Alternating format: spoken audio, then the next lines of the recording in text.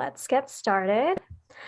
I just want to do a quick introduction of the Universal Asian for those of you who haven't heard of us before. The Universal Asian is an open and safe online platform aiming to provide inspiration to Asian adoptees and hyphenated Asians around the world. We strive to mainstream discussions on any and all topics that help make our community of Asian voices universally heard. It's our goal to bring people together, so please feel free to reach out to us if you'd like to be interviewed or if you have something you want to share of your own, or if you want to collaborate on a future event like this. So I'd like to remind all of you that this event is being recorded, and when you signed up, if you signed up through Eventbrite, you should have had the option to check a box to either give consent or not give consent to being recorded.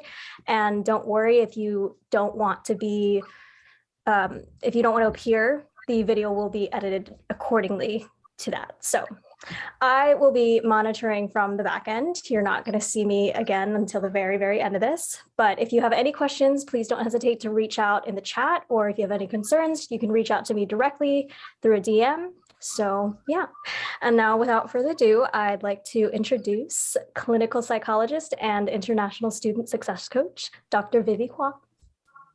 Thank you so much, Ella, and I'm so excited to be here with you all today to talk about a very exciting topic, dating.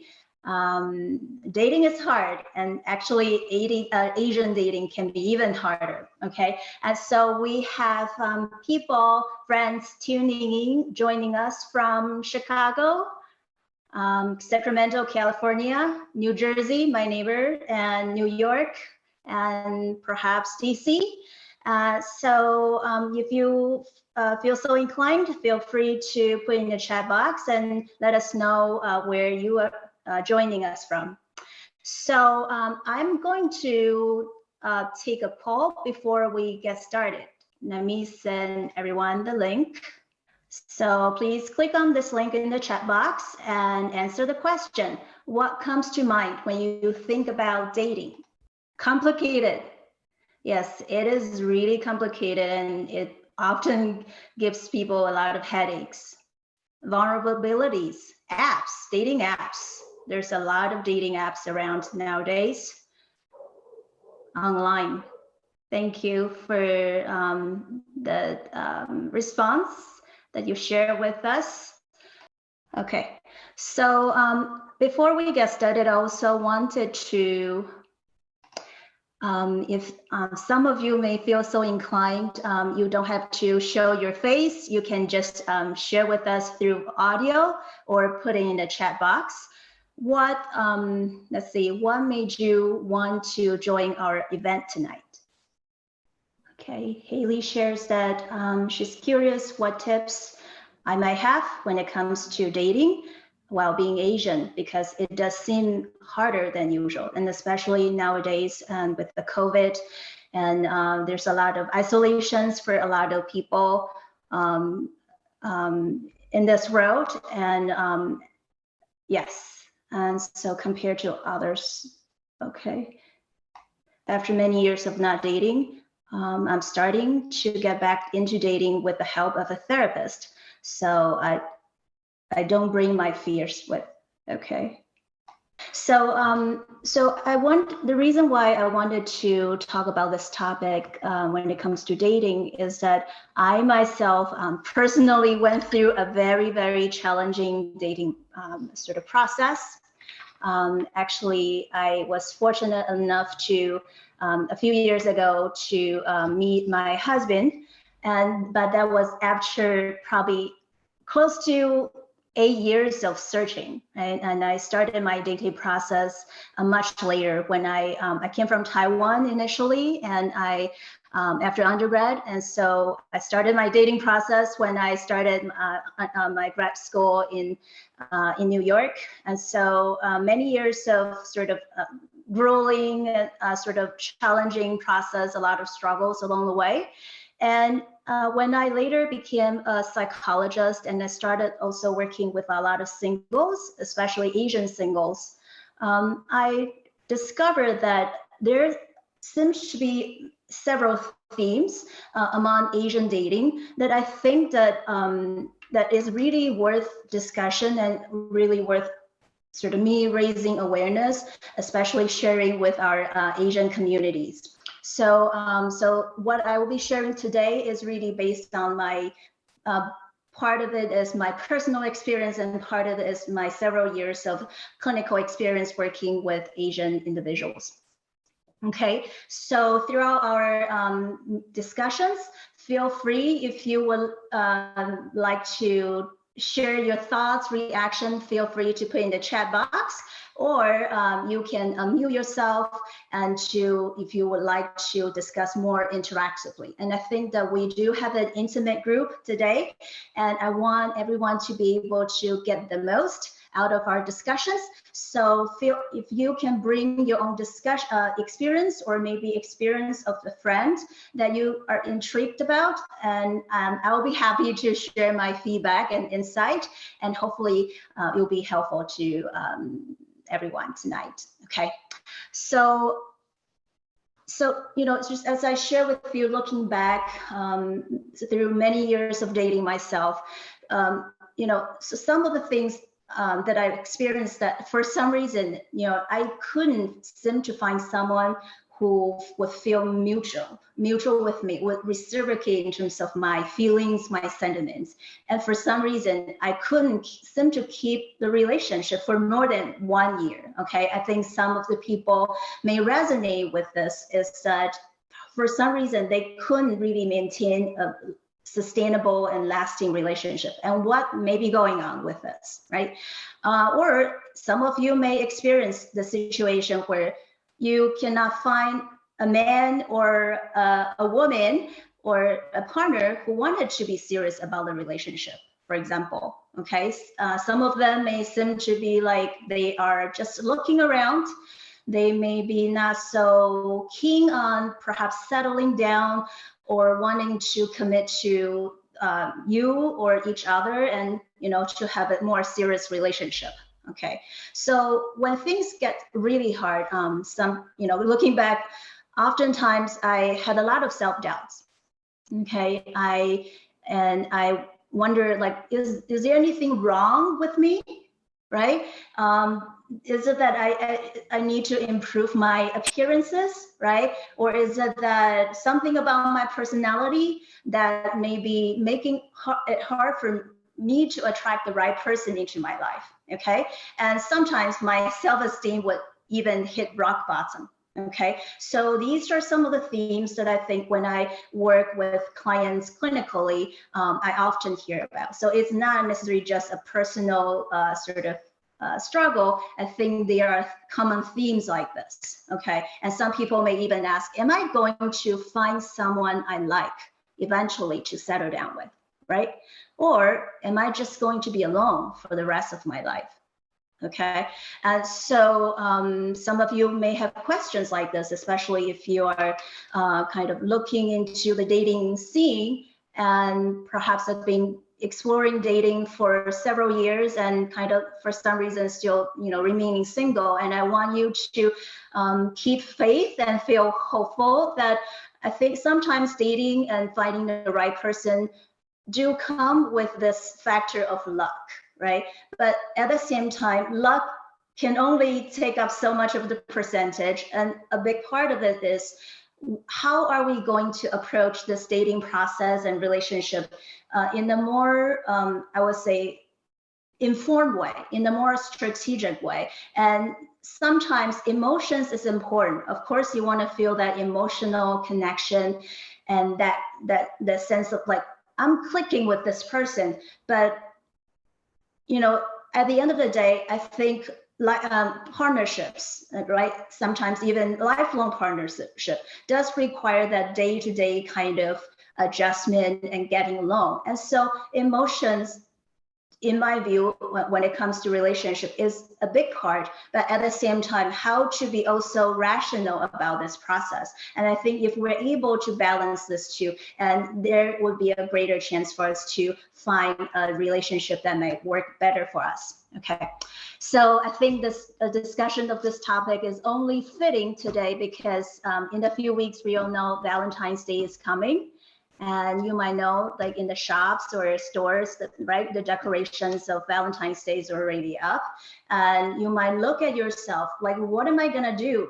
Like, who am I gonna be able to celebrate, right, this day with? And it is okay. Sometimes you can celebrate. If you're single, you can celebrate with your friends, with people who you really care about, even if they are not your partner, even if they are not your dates. It is okay to start by start this sort of power of sort of the process of empowerment as a single individual to celebrate with people you feel so close to heart, feel really connected with, even though they are not your date, even though they are not your partner. Okay, so what I found, so I've been a practicing psychologist in New York City area for close to a decade. And what I have found so far when working with singles in your city is that everyone comes to my therapy room telling me dating is so hard, right?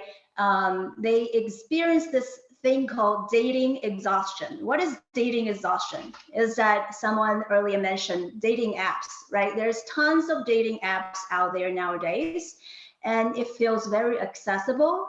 And what you do is probably some of that is you swipe right or left and up or down and right to indicate your interest. But at the end of the day, you know, a lot of people just feel so stuck even in this process of using dating profile and dating apps because they are just so tired of kind of keep going to meeting new people, right? And going through the self-introductory process, trying to do your best to sort of kind of impress the person and trying to put your best foot forward. And then after that, there may be a lot of wondering about, well, how, you know, does this person even like me afterwards? Like, how come this person never contact me afterwards? Or how come this person takes a long time to get back to me in terms of messages and things like that? Okay, so there's a lot of self-doubts in this process. And so it can be very exhausting, right? At the end of the day, perhaps after several years of dating, some people may still remain single. Okay, so particularly today, I want to talk about why dating for Asians can be even more difficult. Okay, dating itself is hard across the board for singles nowadays, but why dating itself can be particularly difficult for Asians. Okay, and how do Asian singles, Asian individuals approach dating so we can feel more confident when navigating this process? Okay, so when it comes to my experience working with Asians, why dating gets so tough? You know, I think there are some themes that I would like to share with everyone tonight. Okay, number one is we don't really know what we are looking for in dating, to be honest with everyone. That's what one of the most obvious reasons that I found when I am working with Asian individuals is that we really don't know what we are looking for in dating. Okay, and sometimes even in dating and in relationship, we may find ourselves repeating the same cycle over and over and over, perhaps attracting the same type of people into our life that continue to give us headaches, heartache, pain, and hurt, right? But how come we seem to not be able to get out of this vicious cycle, right? Some of you may have these questions about that, right? So, you know, type in the chat box if you come from a more of a traditional Asian household, right? You can, I don't know, you can put one, or you can put yes, or, you know, to type in the chat box if you come from a more of a traditional Asian household. Okay, so what do I mean when I said traditional Asian household, and especially related to the concept of dating and relationship, is that my experience working with Asians and Asian families in general, we, compared to people from other cultural groups, we don't really necessarily talk about feelings, right? How many of you grew up, talking about feelings with your parents? Right? Probably very rarely, right? Your parents got to be very progressive in order to be talking about dating and relationships and sort of romantic stuff, right? So not really, right? So traditional Asian households don't really talk about feelings and emotions. What do we talk about usually? We talk about, if you are a student, a kid, the parents talk about what are you gonna do to get the best grades possible, right? What are you going to do to eventually get to a really good school, right? Go to the top college in your country, right? What are you going to do to find the best job possible so you can have the best income possible? Right? What are you going to do to get, right? Once you have a first job, maybe they're gonna start finally eventually talk about, okay, it's about time for you to find, maybe to date or find a life partner, right? It is not until perhaps we are well into our 20s that maybe parents realize, okay, it's time, right? Probably you are 25, probably you are 27, 28, approaching 30. Sometimes for a lot of traditional Asian parents, that they will feel so worried that, why are you still single, right? And then Asians, individuals and young people get really overwhelmed just getting this pressure from our parents, from our family members and relatives, right? And Chinese or Asian or a lunar calendar New Year's coming, right? Some of you may be dreading, right?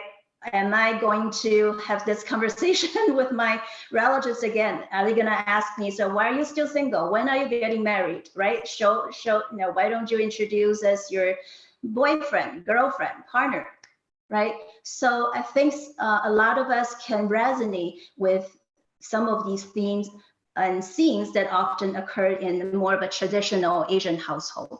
Okay, so our ideas about dating actually often come from what we have seen and heard from people close to us. So in this case, usually it's from maybe looking at how our parents interact with each other when we are growing up, right? In our upbringing, how maybe my siblings or maybe my close friends may be interacting with their partners, right?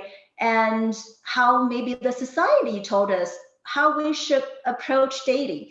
What kind of date, what kind of life partner we should find in the dating process, right?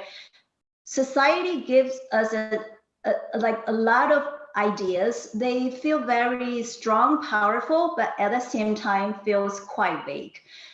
Any idea, like what may be some of the messages we may be getting from some of the Asian societies or from Asian values, right? When it comes to finding our date and potentially a life partner one day, what are the criteria we ought to look for in our partner? Anyone care to put in the chat box? What are the criteria that you think that you may hear from your parents, from friends, from relatives, or from the society? Like what criteria of sort of partner we should be looking for? Educated, someone who is educated, someone with a good job, right? Someone who is family oriented, right? Someone who feels responsible, right? Has a sense of responsibility as a partner, and also later, as a father or mother, for example. Someone who can take care of you financially. Someone is well financially, right? Someone who's capable financially. Okay. Anything else? Okay. So if you were to take a look at responses from some of us, right? Education, a good job, a good career. right? Responsibilities, right? Toward family and finances, right? Most of these things, most of the criteria that we get from society and people around us is that what? It's mostly external, right? Isn't it, right? Don't they look very external to you, right? Education, right? A good job. What does that mean when someone has a good job? What does that mean? How can that translate to a good husband? How can it translate to a good boyfriend, a good life partner, a good wife? What does that mean to marry someone with a good job? What does that mean to marry someone who can take care of you financially, right? Is finances everything? Probably not. But these are often the more of an external criterion that I think some of the more Asian, traditional Asian cultures and society have told us. Okay, so today what I want to share is that it is through all of this process where we get educated, we learn from our parents, from our friends, relatives, and societies, that we understand the idea of dating and the idea of what constitutes a perfect partner. Okay, but actually we are really missing something here when it comes to, nobody's asking about what constitutes a healthy relationship. What is a healthy relationship? A healthy relationship is probably there's no drama, right? Or drama free, right? Or light drama kind of situation where there's no complications. I know that someone earlier said complicated, right? Dating is complicated. Perhaps a healthy relationship can be really simple, can be very straightforward. It doesn't have to be this complicated, right? Like as if everyone is playing guessing game, as everyone is trying to wonder, what is this person thinking of me, right? Why is this person not contacting me? Should I sort of reach out to this person instead if I haven't heard from them for a while, right? So all of this guessing game feels very, very just exhausting and also very consuming to us, okay? So we really don't know what constitutes a healthy relationship. Okay, so all these criteria that we mentioned is what we so-called compatibility. And I don't know if some of you would speak Mandarin, but if but just indulge me. If you speak Mandarin, the idea of compatibility that I'm trying to say here is how do you call it? 门当户对. It's like you have to have the same family background. You have to have the same kind of equal kind of financial career status, education status in order to guarantee a good relationship and guarantee a good marriage and life afterwards, right? But is that really the case? Is it, right? I think that many of you may have sort of heard about a lot of situations, marriages where, perhaps it's really approved by parents from both sides, but eventually it doesn't end well, right? It is ultimately not really about these external compatibility criteria, but more about looking within us, right? What is about looking within us?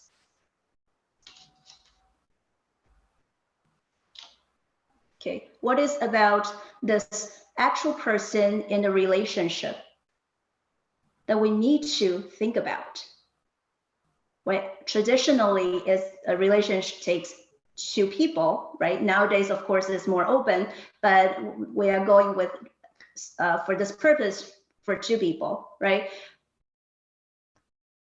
Traditional Asian household and family values, we don't really talk about what is important about the person, the single individual who is in this dating process. Who might be a good fit for this person, right? What about the personality? What about the person's needs? What about their emotional needs? And when what would make us happy in the dating process and in a relationship and in a life partnership. We really rarely talk about these things. And this is what I mean about looking within. Okay, in my clinical work, I work with some of the single individuals. They often come to me when they are kind of going through a breakup process with their partners. Okay, breaking up process really creates a lot of doubts in us across the board. Okay, but I often think through each breakup, we can really learn more about what went wrong. What went wrong? What it is that's not working for us. And perhaps for future reference, for the purpose of the future relationship, what's the takeaway we can get from our past relationships, from our past breakups, so that we can be better informed about what type of person would be a good fit for us. With what kind of person we would feel more fulfilled, feel more happy, and feel excited. Okay, and that is the feeling that I would hope people that I'm working with and everyone today to go for, is that how do we know when we are happy, right? And any relationship, a good relationship would start with our understanding with ourselves. Okay, so what does it mean, understanding with ourselves? It's just like the questions I raised just now. Okay, who are we as a person, right? What's our identity? Is your individual identity very important to you, right? Is your likes, interests, hobbies very important to you, right? What are your needs, emotional needs, when it comes to being in a relationship? Are you looking for someone who is attentive to your needs?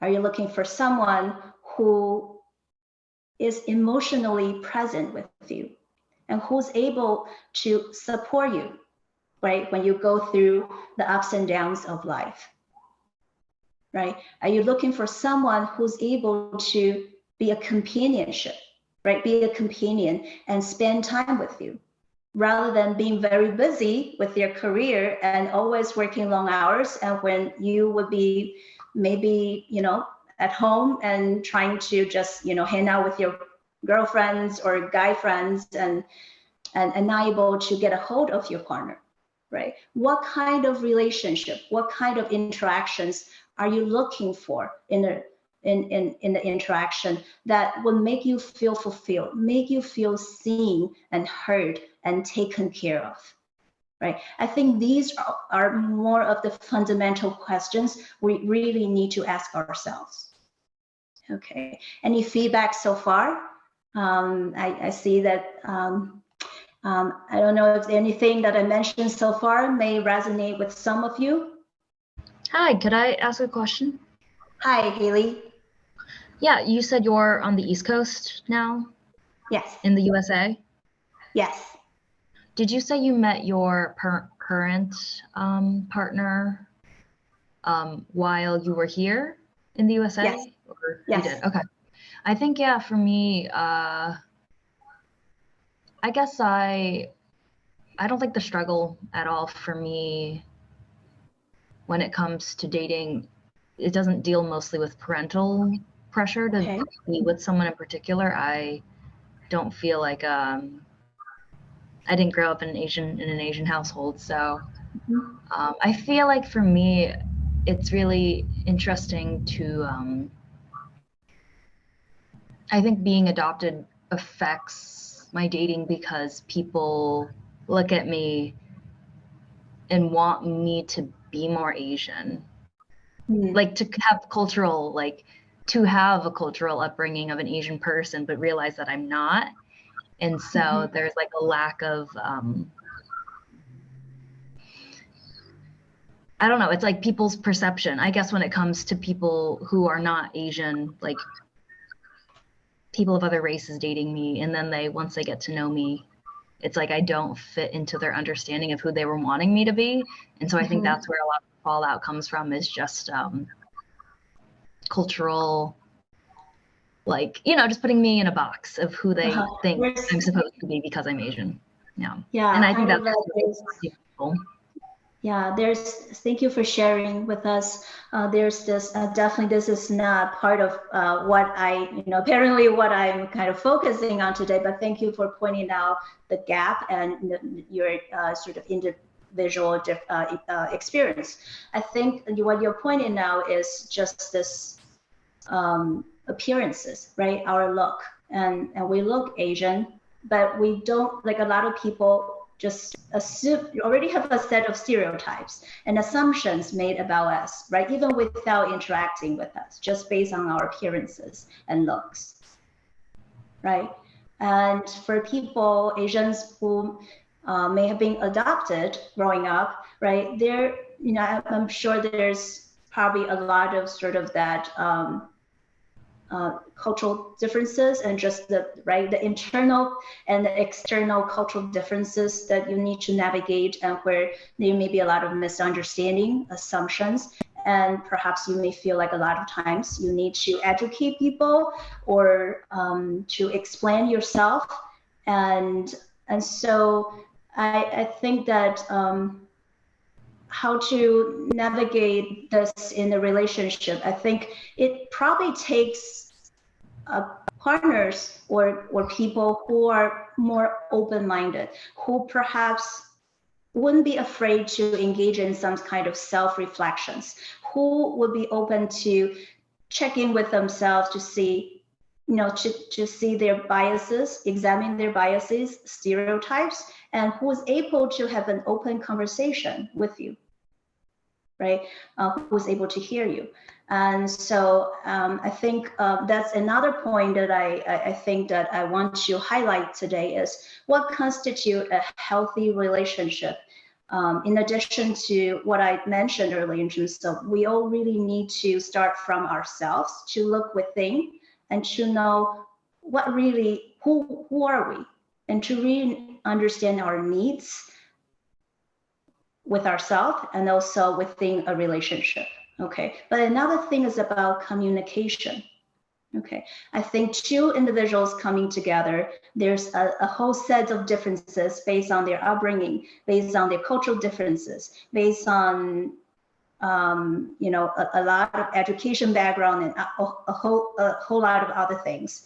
But it's likely to always have tension, differences, conflicts, right? But if two people are able to develop a good communication mechanism, then I think it has a really good foundation for developing into a healthy relationship, right? Because with a good communication foundation means that when both people notice there are potential tension and conflict and differences, two people feel open enough to talk about these differences, right? Wouldn't get so riled up to the point where you guys need to break up or anything, or wouldn't get so scared that you don't want to communicate at all, or wouldn't get so anxious that you worry that as soon as you see any differences, maybe that means that this person is going to break up with me,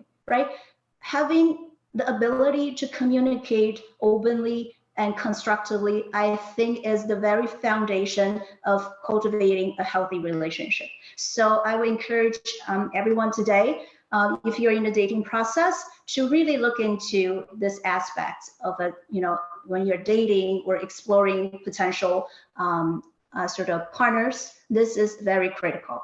Okay, and so Ella just mentioned, Ella can connect to that. Okay, I think pointing to Haley's point of view. Okay, so let's see. So another concept I want to highlight today is the concept of codependency. Does anyone know, hear about this term before, codependency. I think this term has gotten really popular over the years. And in therapy, I often have clients who come to me and talk about this and wanting to know more about this. Yeah, if you have heard about codependency, please just type yes or one, let us know. Yes, Ella has heard about that. And I saw probably Haley. Yeah. Is there a thumbs up emoji here?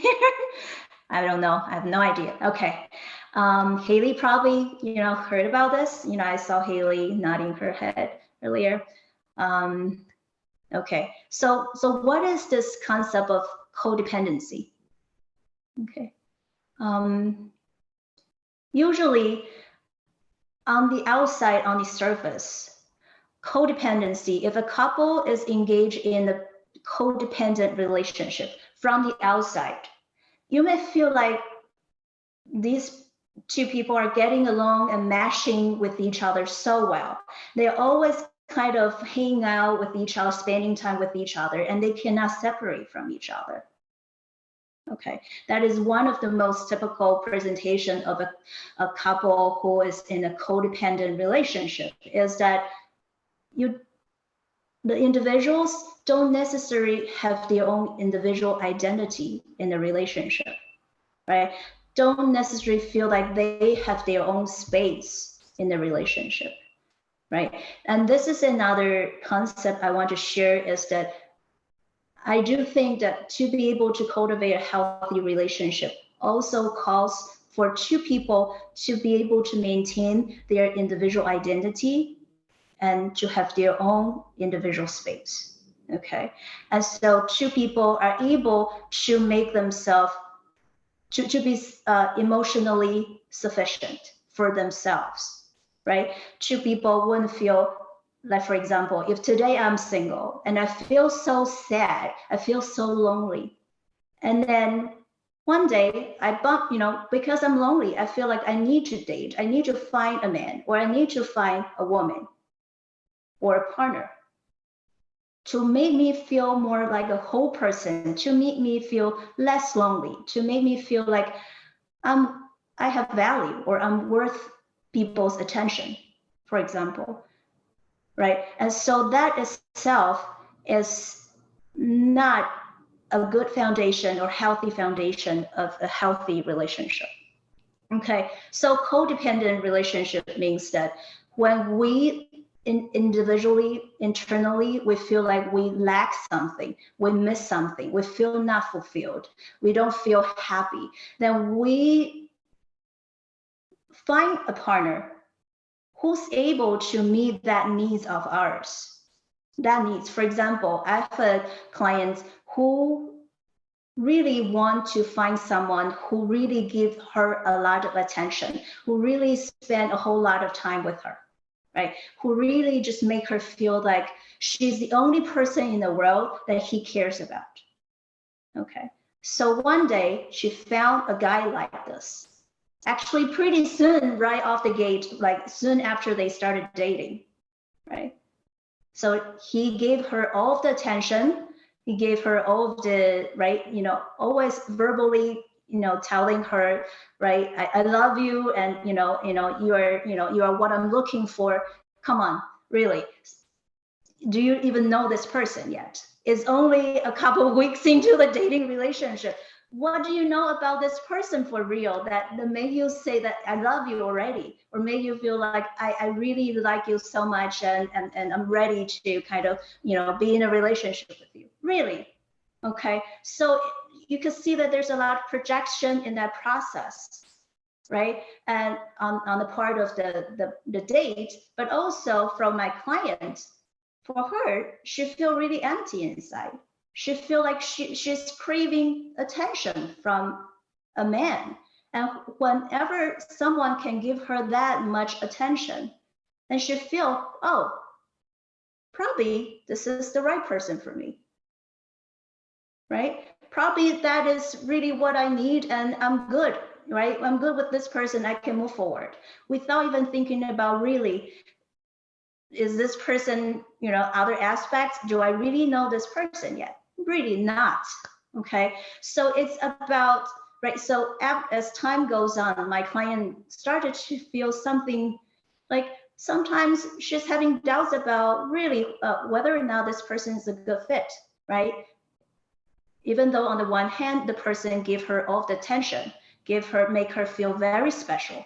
But at the same time, other aspects of the interaction don't really necessarily resonate with her, right? In terms of the values, in terms of right, how someone organized their house, their home space, these kind of things, right? So a lot of situations when people are in a codependent relationship is that they are not emotionally sufficient yet to be able to kind of be able to stay away and stay independent of their judgment in terms of, okay, this person, right, meets her needs in terms of the attention, but other aspects, not quite yet. I really need to take time to get to know this person, right? It is really too soon to want to kind of just dive in to having a serious relationship with this person, right? We really need to take time to trust whether or not this is a person of good potential with me. Okay, so all of this, so I think that today I mentioned some of the key concepts when it comes to compatibility. In our society often go to this external criteria in terms of education, in terms of income, career, financial status, social status, family background. Use these to tell us that these are the criteria we should look for in a partner. But my experience, and also the experience of so many of my clients that I've worked with over the past, I would say 10 years, tells me the opposite.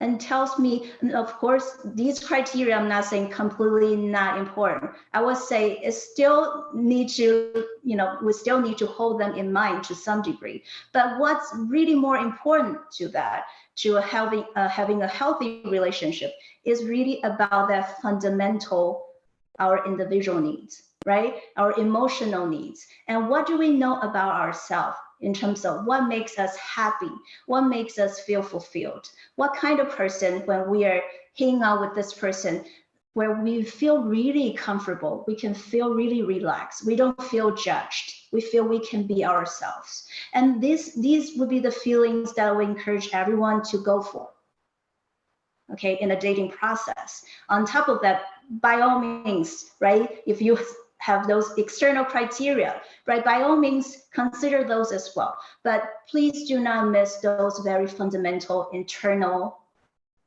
factors. And that is really the very important parts that I would say constitute a big part of a healthy relationship, okay? And another health aspect is about good communication, whether or not with your couple, with your partner and with your dates, you're able to develop a good open communication pattern. And so you are able to resolve issues that you encounter along the way, right? And number 3 would be in terms of ask yourself, are you emotionally sufficient? Can you take good care of yourself through your immediate network, such as your friends, such as your family members, such as people you feel you can trust? Can you just use your current immediate natural support system? And then, of course, also yourself. Know that you can empower yourself to be as happy as possible, even if you are single. Okay, because only when we can get to a confident place, then the person we attract would be more on the same level, that they would be more likely to be emotionally healthy, emotionally sufficient, and who's able to bring positive things into the relationship. Okay, so basically all of these are some of the key concepts I wanted to share with you all tonight. And so we have a few minutes left, and I would open the floor to everyone. You may come in with your own questions, with your own situations, or friends or family may be struggling or wanting to navigate this dating process in a better way, feel free to unmute yourself and ask questions. And we are all learning from each other here. And so feel free to also share any insight and experiences with each other. So Haley said, would you say codependent couples or people who are always have anxious attachment? Probably not always. I would say usually people, individuals with anxious attachment pattern, it is likely, right, to be able to maintain that bond and relationship is very key for them. Any indication of separation, any indication of your partner has their own individuality can constitute sort of a factor for people with anxious attachment, can really trigger them, right? So I wouldn't necessarily say they always have anxious attachment, but I do know that couples who sometimes have anxious attachment and avoidant attachment, usually there is a lot of sort of difficulties that would arise in this kind of combination. Individuals with anxious attachment pattern and combined with a partner who has this avoidant attachment. When one person, when they get triggered, they really want to get closer to the partner, but when the other partner, who's more avoidant type of person, they actually want to seek space. Would you, I know you spoke a lot about codependency. Right. So have you found people who are avoidant, are they ever codependent normally? Because they're normally not spending a lot of time with their partner. I wouldn't necessarily say they're normally not spending a lot of time with their partner. I would say it's more about when they are triggered, they cannot spend time with their partner. They cannot kind of continue with the sort of a normal interaction with their partner. Yeah, so I think codependent couples, I wouldn't say it's always the case, but they would kind of feed into each other in a way that would sort of make them feel they are, really kind of a good fit for each other, but actually they are just really trying to get get their emotional needs being met through that kind of sometimes not so healthy kind of interactions. Yeah, I wouldn't necessarily feel like I'm sure or certain that there's such a strong link of codependency and anxious attachment type. Okay. Yeah. What is your insight, if you would like to share, if there's anything? Oh no, it's okay. I feel like I've taken up a good amount of time. I do want to open the floor if anyone wanted to bring other questions. So. Yeah.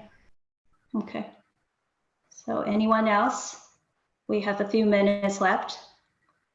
Do you think it's possible to be emotionally sufficient within yourself and be on the dating apps?